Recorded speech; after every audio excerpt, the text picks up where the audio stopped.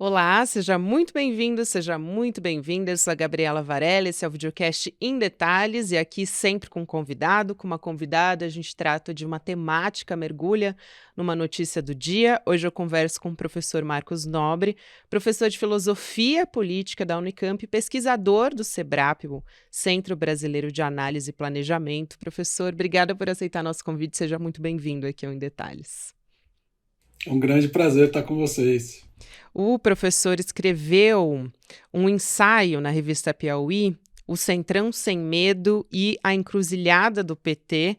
É sobre isso que a gente vai tratar aqui no Em Detalhes de hoje. O governo Lula negociando com o ramo do Centrão, que hoje é liderado pelo presidente da Câmara, Arthur Lira.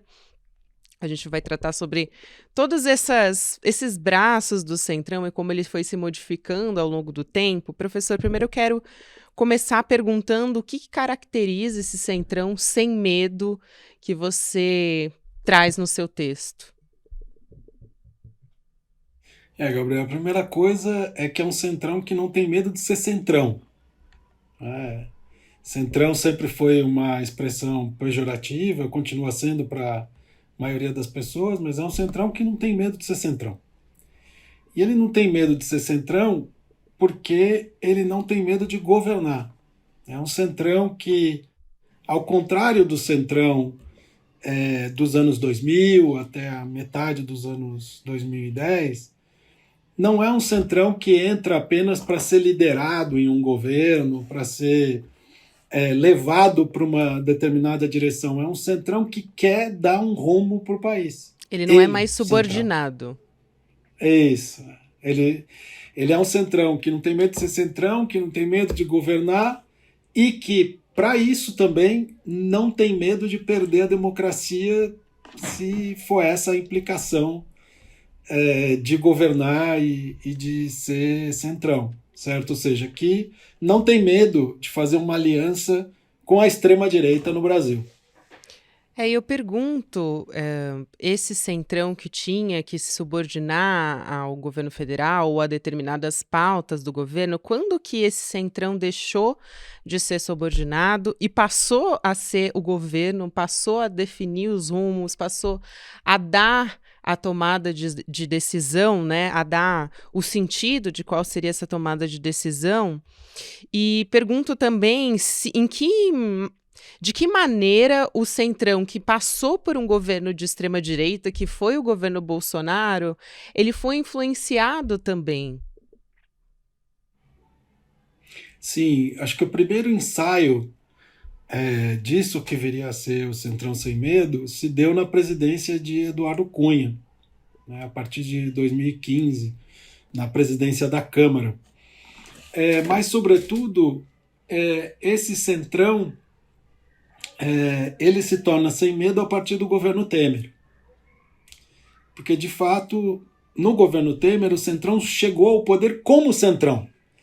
Não se tratava mais de um Centrão que chegava ao poder para se subordinar, como você disse, a diretrizes políticas que lhe eram estranhas, né, que vinham de fora dele, mas para dar as diretrizes políticas. Então, foi o governo Temer o grande laboratório do Centrão Sem Medo. Mas no governo Temer, o Centrão ainda não tinha se bifurcado. O Centrão não tinha se bifurcado na sua versão sem medo e na sua versão temerosa. Então, se a gente quiser, em homenagem ao governo Temer, nomear essa bifurcação, você teria o Centrão temeroso e o Centrão temerário. O Centrão temeroso é aquele que desde o início entrou no governo Lula. O Centrão temerário é esse que é o Centrão sem medo, que é aquele que negocia com o governo Lula em bloco.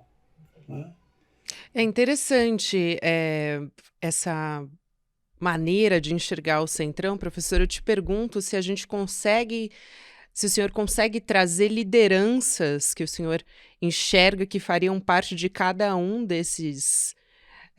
né, dessas bifurcações, vamos dizer assim, né? Arthur Lira com certeza está ali no centrão temerário, né?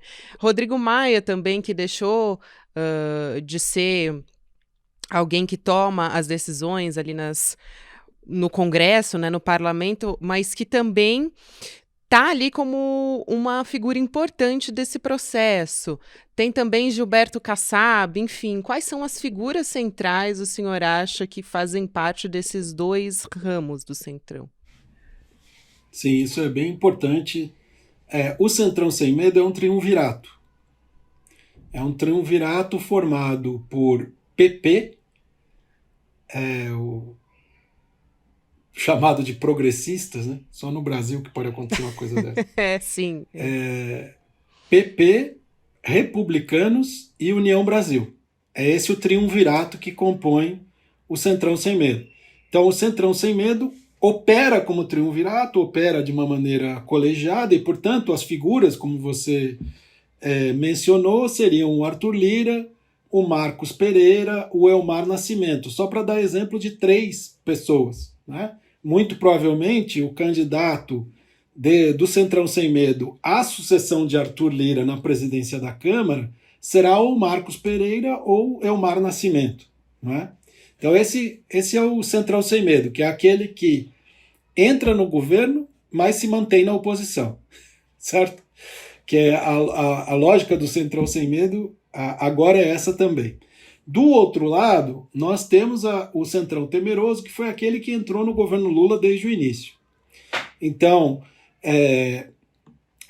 uma figura como o Kassab ou como o Renan Calheiros, né, que são figuras conhecidas.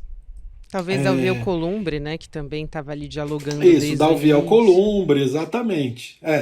Então, você tem esses dois tipos de centrão, né, essa bifurcação. Agora, o nome que você mencionou, que é o do ex-deputado Rodrigo Maia, ele representa uma força política que já não existe, né? Que era a direita que era representada tradicionalmente pelo PSDB. Essa direita não existe mais, é o que se costuma chamar no debate eleitoral brasileiro de terceira via. Essa não existe mais e não existirá por um bom tempo, né? O sistema político está se organizando para ter um polo progressista, né, que no momento liderado pelo presidente Lula, e um polo da direita que não tem medo de fazer aliança com a extrema-direita. E é preciso sempre a gente ter clareza de que esse não é um fenômeno só brasileiro, isso é um fenômeno global, né? Em todos os lugares nós estamos vendo a direita se dividir dessa maneira, né? A antiga direita ela está se bifurcando para apoiar um bloco progressista ou para se aliar à extrema-direita. Tá? Então, o caso do deputado Rodrigo Maia é daquele que ficou sem ter para onde ir. Isso é muito interessante também, porque quando o senhor fala sobre não ter medo de apoiar a extrema-direita, está em jogo também a democracia, né? Então, esse centrão, de certa forma, é uma autossabotagem também, né? Porque à medida que você apoia a extrema-direita, por exemplo, de Bolsonaro, a gente teve um flerte muito forte com a ditadura, né, militar, enfim, um saudosismo e até uma tentativa de golpe no dia 8 de janeiro. Então, por mais que esses parlamentares apoiem, né, uma extrema-direita que está alinhada com todos essas ideologias, vamos dizer assim, ela também está contra ela mesma, né? Porque a ditadura militar significa a dissolução do parlamento, né? Em certa medida. Então, o Centrão deixaria de existir. É curioso também isso, né? É curioso e, ao mesmo tempo, dramático, né? Sim. Mas o que o Centrão Sem Medo tem como cálculo eu vou me aliar à extrema-direita, mas a extrema-direita não terá a hegemonia e a liderança desse bloco. Ou seja, para falar os nomes, né, para explicitar a coisa, eu vou usar o Bolsonaro porque ele tem muito voto, mas o Bolsonaro não vai ser hegemônico na minha aliança. Essa daí é uma fantasia que se tem desde 2018. Né? Desde 2018 apareceram aqueles que seriam os amansadores do Bolsonaro, os domesticadores do Bolsonaro. E essa expressão é uma expressão que foi usada literalmente pelo ex-ministro Paulo Guedes. Né? Ele falou que o Bolsonaro já era um outro tipo de animal, né, que ele já tinha sido amansado, etc. Então sempre tem esses candidatos a amansador, a domador do Bolsonaro, e aqueles que querem enjaular o Bolsonaro. O Centrão Sem Medo tem repete essa estratégia, só que agora dizendo, bom, Bolsonaro estando inelegível, a gente pega os votos, mas ele mesmo não pode ser candidato. Então nós teremos o controle dessa aliança. E no mundo inteiro é assim. Toda a direita que se alia à extrema-direita se alia com o pensamento de que a extrema-direita será minoritária e não dará o rumo da aliança. É o risco que aceitam correr para chegar ao poder, né? É um risco bastante grave, né? Abraça esse risco de perder a democracia. Que projeto de poder é esse que o Centrão tem, professor? Pegando um pouco referência do seu ensaio, que você diz também que é o Centrão Carcará, né? Que pega, mata e come. Então, trazer um pouco disso também para a gente entender melhor, né? Se esse Centrão é o que está alinhado hoje com a figura de Arthur Lira, se ele está representado por essa figura hoje. E a gente acabou de falar sobre uma possibilidade de mudança que a gente vê aí como a figura de Marcos Pereira, se a gente continuaria na sua avaliação seguindo essa linha.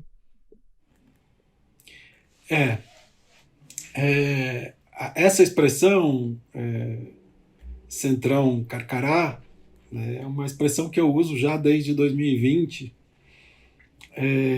para designar o que o próprio deputado Arthur Lira chamou de Centrão Raiz. E que num artigo para o Globo ele chamou o outro Centrão de Centrão Gourmet.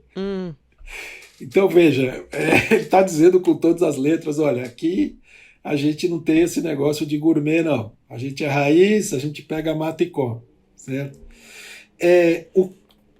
Que projeto de poder eles têm, além de ganhar a eleição presidencial, vamos dizer assim, né? Que programa eles têm?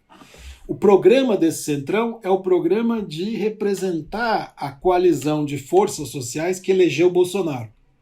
Só que dessa vez sem o Bolsonaro, entende? Então, é uma coalizão de forças que pretende representar o agronegócio, o extrativismo mineral do país, as comunidades evangélicas, as forças de segurança, as forças armadas. Não é? Então pretende representar essa coalizão de forças. Tá? Então, Marcos Pereira representa, né, uma dessas forças, representa comunidades evangélicas, de uma maneira importante, para apenas falar num dos nomes que você mencionou. Mas é um pouco um projeto de dizer, olha, o que deu certo no país foi o agro e foi a extração mineral. O que deu certo no país em termos de desenvolvimento moral e humano foram as comunidades evangélicas. E essa maneira de ver o país, essa maneira de desenvolver o país e de entender o que é a moral e a cultura do país deve se impor eleitoralmente. É esse o projeto.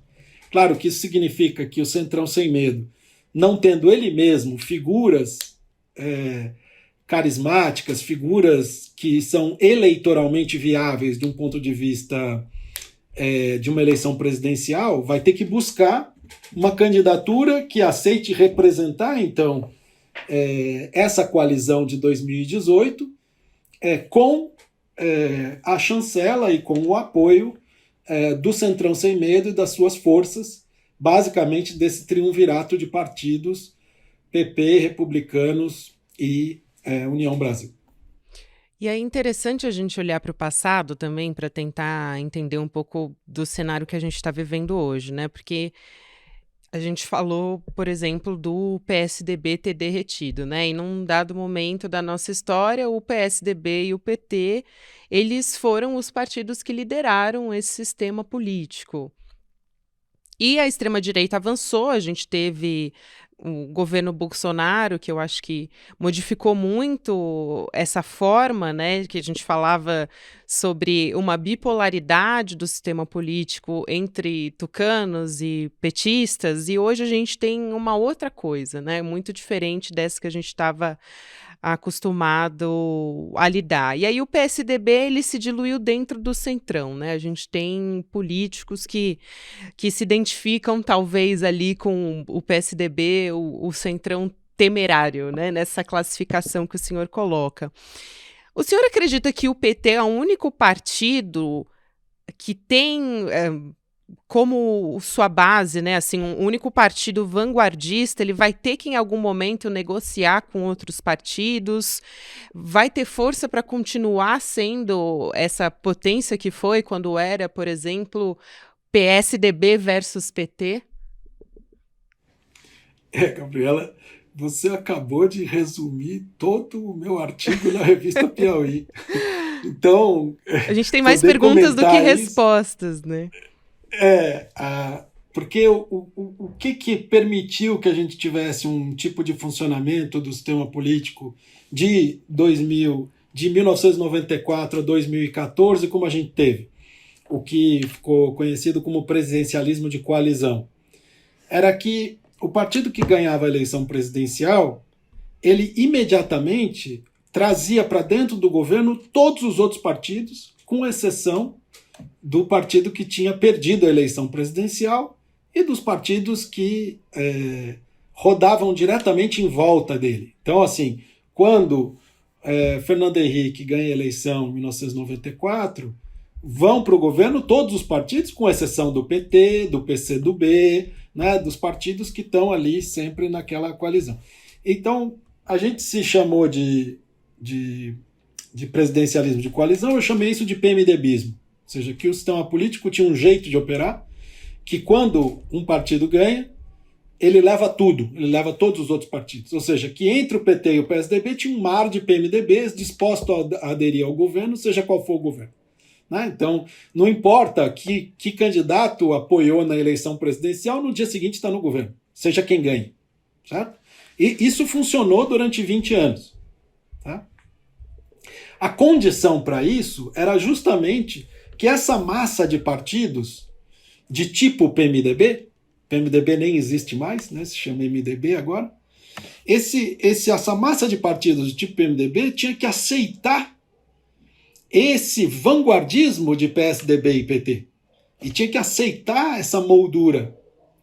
O que acontece a partir do governo Temer e da experiência de governo direta do Centrão e não indireta, né? Antes era indireta, eram o PSDB ou o PT que levavam o Centrão para o governo. A partir do momento em que você governa diretamente, você descobre o quê? Você fala assim, olha, eu consigo governar também.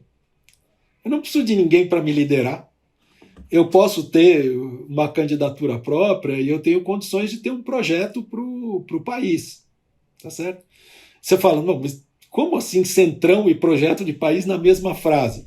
Bom, isso não estou dizendo que seja uma coisa simples, estou dizendo que é o que eu acho que pensam, tá certo?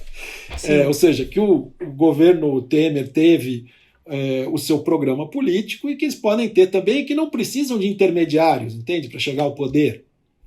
Então acabou o vanguardismo que foi típico desses 20 anos, né, em que você tinha um acordo que era o seguinte, muito bem, o PSDB ganha a eleição presidencial, ele lidera o governo, ele faz uma agenda transversal, mas ao mesmo tempo ele não tenta se impor como partido e fazer a maior bancada, por exemplo. Ele terceiriza votos, ele permite que os partidos levem dividendos das políticas que ele desenvolve, assim como o PT também. Então o que você faz? Você permite que esses partidos se reproduzam né, dentro do Estado brasileiro. Você não tenta se impor como partido sobre os outros. Então esse era o acordo. Tá? Vocês aceitam uma certa direção e, em troca, vocês sobrevivem e se reproduzem. Eu permito que vocês estejam no Estado brasileiro. Foi isso que acabou. Foi esse vanguardismo que acabou. A partir do governo Temer, ele foi enterrado. Esses partidos, esse centrão, ele governa no governo Temer e ele governa no governo Bolsonaro. E que ele quer continuar governando. Então aí você fala, bom, e o PT nessa história? Justo, esse é o problema. O PSDB acabou porque o centrão não precisa mais de quem o lidere à direita. Certo? Agora, é necessário para o sistema político, para o centrão sem medo, é necessário que alguém o lidere à esquerda? Essa é a questão que está em aberto. Ou seja, o PT vai continuar tendo um papel vanguardista que teve antes? Ou o PT vai ter que entrar numa espécie de concertação com os partidos do centrão temeroso, que foi o que o apoiou na eleição e foram os primeiros a entrar no governo, no sentido de produzir um programa e um projeto muito mais negociado e uma implantação desse programa muito mais negociada ou não? Certo? É isso que a gente vai ter, é isso que é a encruzilhada do PT. Entre outras coisas que vai ter que resolver nessa encruzilhada, vai ter que resolver isso. Sim, e também me faz pensar a respeito da fragmentação política que há muitos anos a gente fala que existe na esquerda, né? O PSOL, por exemplo, tem feito oposição em diversas vezes, né? E se diz completamente independente justamente ao governo Lula e ao PT, diz que apoia o presidente Lula, enfim, até porque o PSOL tem aí como horizonte a Prefeitura de São Paulo com Guilherme Boulos, né, e precisa do apoio do PT na maior capital do Brasil, mas também existe aí uma dificuldade histórica, né, da esquerda se unir como frente, e a gente tem um governo Lula que hoje tem dificuldades assim, robustas de governar, né? Por exemplo, fez concessões em relação à União Brasil, e a União Brasil nunca disse que apoiaria de fato, né? Diz que não significa que a gente esteja com o governo. O partido disse isso, né? Foi uma declaração da União Brasil. Então, acho que também tem esse componente de dificuldade, né?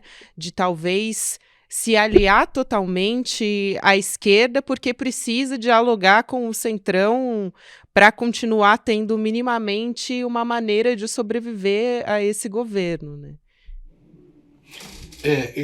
Exatamente. Esse é o conjunto de questões, são muitas as que você colocou, porque tem uma parte à direita e uma parte à esquerda.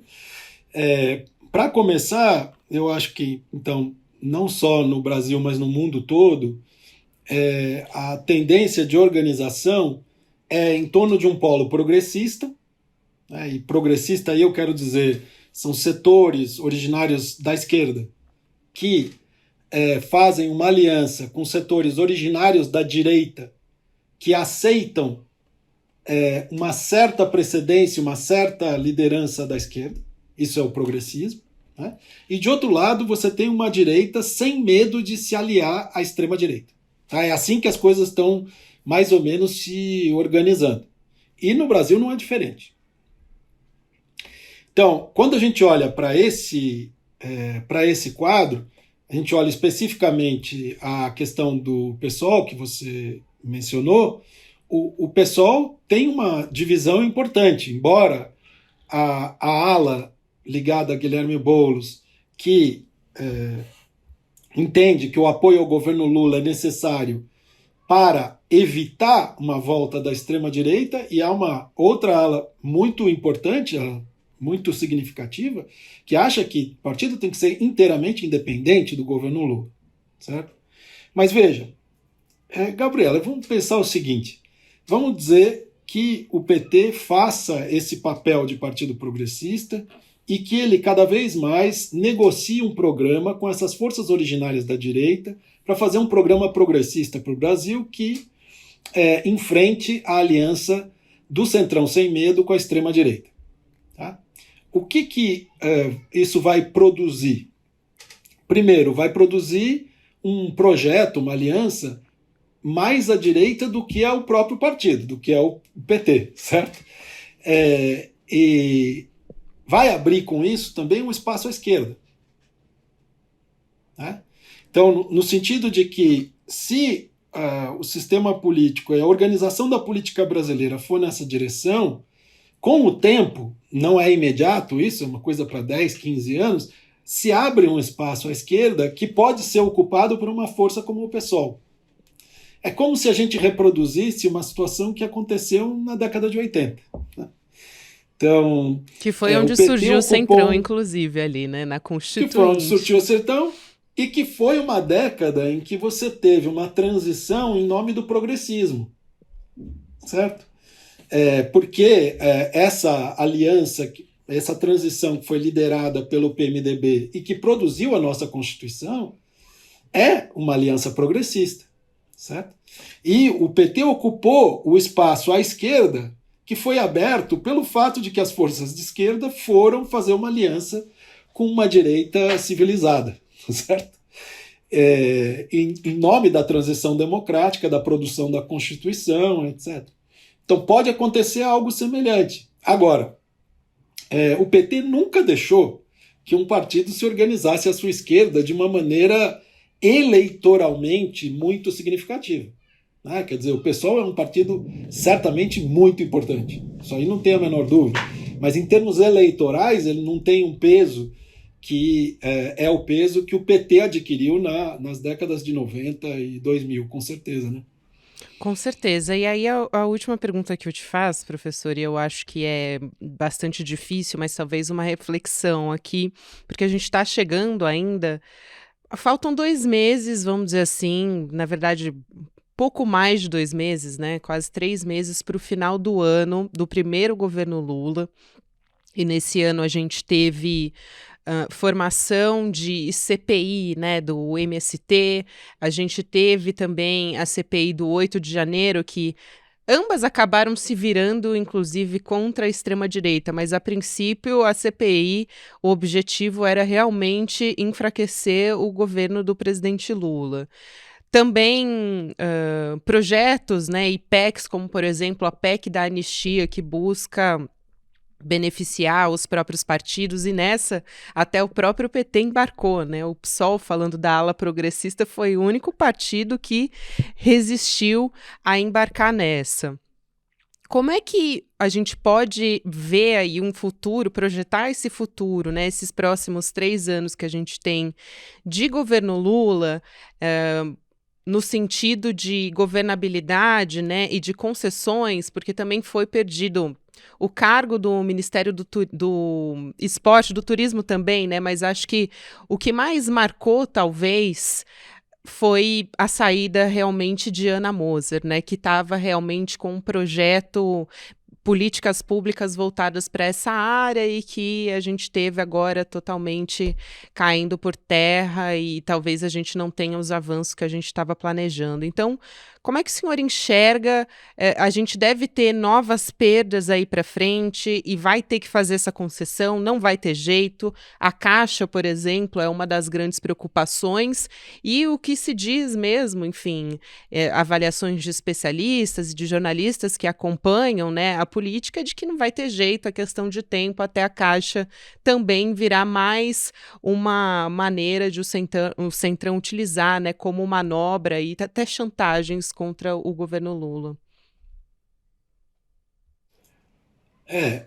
O Centrão Sem Medo é uma grande novidade, porque não são mais partidos que negociam a adesão ao governo, é um bloco de partidos que opera de maneira unitária. Então, se a gente fosse dar um número, são sempre números muito arredondados e imprecisos, mas a gente dissesse, olha, quantos votos de fato o governo tem? 200. Então, quando o Centrão, né? Sem Medo... mas vamos dizer que tenha 200, que é uma base razoável, contando já as defecções, porque justamente o problema é que os partidos não entregam em porcentagem, o número de votos que corresponde às suas cadeiras e à sua adesão ao governo. Né? Então, 42 deputados que estão no governo vira 30 votos na votação. É uma defecção, uma taxa de defecção muito alta. Tá? Mas digamos que seja algo como 200. Quando o Centrão Sem Medo entra, vai para 350, 370. Porque eles entram em bloco. Então, não é mais uma negociação com um partido, é uma negociação com um bloco. E daí você pula de 200 para 350 ou para 370. Isso é muito novo. E isso também dá um poder de chantagem novo. Né? Porque, de um lado, o Centrão Sem Medo tem a garantia das emendas impositivas. Agora eles estão tentando legalizar o que era antes o orçamento secreto. Eles têm a PEC da anistia, têm fundo partidário, têm fundo eleitoral. E com essa base, você chantagear o governo para ter novos cargos é alguma coisa que te põe numa posição de quase equilíbrio na negociação com o executivo. Então, aquele desequilíbrio necessário entre o executivo e o legislativo para que se forme a coalizão, ele está cada vez menor, quase inexistente. Então, quando isso acontece, você tem uma situação em que a margem de manobra do governo é menor. Porque, veja, você precisa de muito mais partidos dentro da coalizão para conseguir os mesmos votos que você tinha antes com menos partidos. Então, o governo Lula chegou a uma coalizão de 16 partidos, que é uma coisa impensável, a maior da história, para conseguir o quê? Para conseguir os mesmos votos que teria antes com uma coalizão de 9 ou 10 no passado. Certo? E isso é um problema grave. Especialmente porque esse triunvirato do Centrão Sem Medo, ele tem os ministérios, mas ele não está no governo. É como você disse, todos esses partidos já fizeram declarações de que eles não são governo. Né? O União Brasil já fez, o PP faz dia sim, outro também, o Republicanos a mesma coisa. Então você fica com os cargos, mas você não está no governo. E isso também tem muito que ver com isso que você falou sobre a Caixa Econômica Federal. Porque, veja bem, você fala, o caso da Ana Moser foi grave. É gravíssimo. Agora, do ponto de vista da visibilidade, é melhor para o Centrão Sem Medo ter um ministério como o do esporte, porque ele pode ficar com os cargos e com as verbas, mas não aparece muito, né? Ou seja, não compromete, do que pegar um ministério como o Ministério da Saúde, por exemplo. Você não tem como pegar o Ministério da Saúde e dizer eu não estou no governo. É impossível. Que é o cargo que eles mais queriam, né, desde o início do mais queriam antes, uhum, para negociar. Por quê? Porque o que eles querem mesmo é a FUNASA. Claro. O que eles querem mesmo é a Caixa Econômica Federal. Tá certo? Como você mencionou. Porque, veja, aí você consegue as duas coisas. Você consegue ter os cargos, ter as verbas, mas ao mesmo tempo tá fora do governo.